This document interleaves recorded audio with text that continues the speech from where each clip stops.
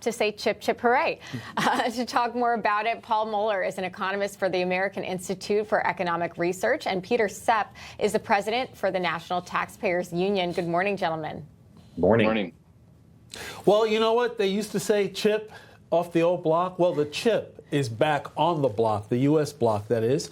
Chip manufacturing is a crucial business, and chips are used in technology ranging from cell phones to cars to fighter jets and everything in between. Why? Because we're a huge technological country and global environment. So that's a great investment, and so many others have taken place, especially Apple, making its commitment to investment into AI to the tune of $500 billion.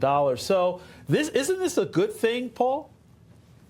Well, you know, who doesn't love a wedding, right, of between the company and a new country, right? Very exciting. The real question, though, is how's the marriage going to work out, and what are the motives for getting into it? So on the one hand, I think that there's a lot to look forward to here in terms of this investment with these chips and so forth.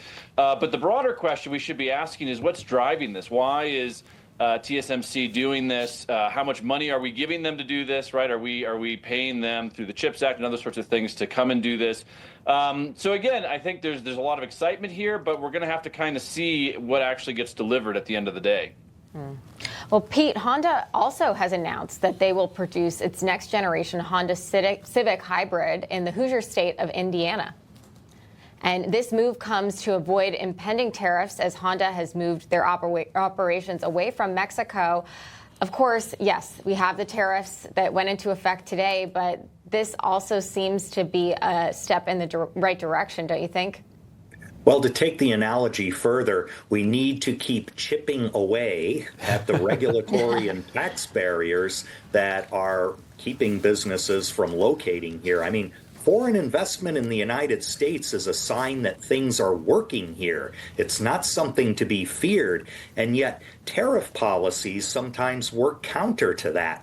I think the president is on his most solid ground when he's saying we're going to extend the tax relief provisions of 2017, prevent a huge multi-trillion-dollar tax hike. We're going to make sure that the international provisions in our tax law are attracting investment here, not only from U.S. companies with affiliates abroad, but foreign companies. We need to look at permitting reform. We need to look at regulatory reform rather than tariffs, because what we're seeing right now already is retaliation from Canada and Mexico on our own products, a lot of them agricultural products, which in turn might trigger the impulse to give more subsidies from taxpayers to U.S. farmers to make them whole. That is a cycle that is not fiscally healthy. True, but we do know that farmers provide national security because food is security. But according to a new report from the Institute for Supply Management, U.S. manufacturing expanded at its fastest pace since 2022. This marks 2 consecutive months of expansion driven by stronger demand and policy shifts under President Trump's leadership. You know, the thing is, this is a huge report that is destined to actually get better as we move forward, as more policies are implemented, as well as tax cuts and so many other things. So, Paul, how do you see things going? Because a lot of people, including President Trump, is saying that there might be some short-term pain.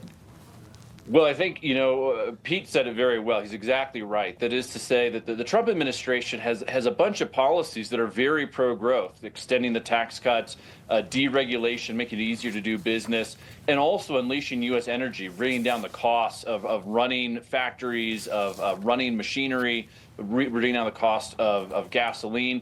All of that is very positive. And so I think all of those things are driving the increase in manufacturing that we see reported, that's driving optimism in the market. So that's all, again, to the positive. I think those are going to be huge improvements that are going to be paying dividends over time.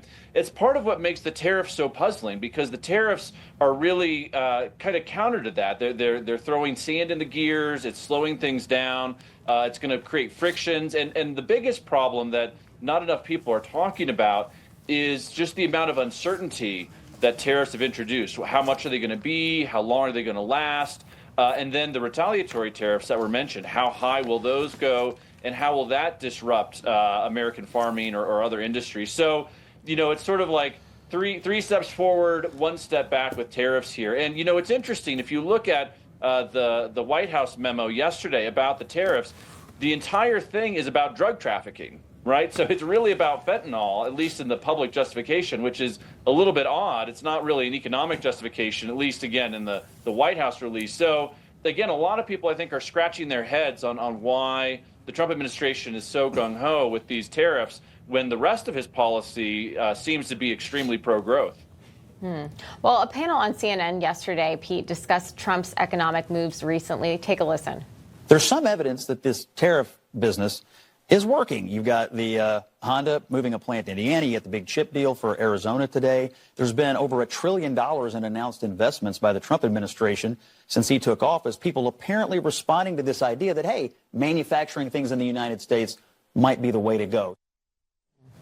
Scott Jennings relayed that the implementation of tariffs has already started to benefit our economy greatly. Do you agree with this assessment? I think the threat of tariffs has helped in some degrees and in some instances, like with Colombia, for example. Colombia backed down in the face of major U.S. economic pressure through trade policy. And speaking of puzzling, and this is important, Canada and Mexico have already been committing more resources to help fight the flow of fentanyl across their borders. And so you have to wonder, was this 25% tariff that's going into effect and has taken place against Canada and Mexico, 10% to China, more that could be on the way for specific products like softwood lumber from Canada? Why so much pressure when the original pressure seemed to be working to achieve the fentanyl policy goal? It seems kind of counterproductive at this point, and again, it is not playing to our strengths. Sure, the threat of tariffs may be luring firms here, but so are the carrots, the tax policies, the regulatory policies. We're finally getting the incentives right. Yeah, but we know that drugs, massive drugs and drug use and so forth, those are economic issues. It's not just a border issue. Right.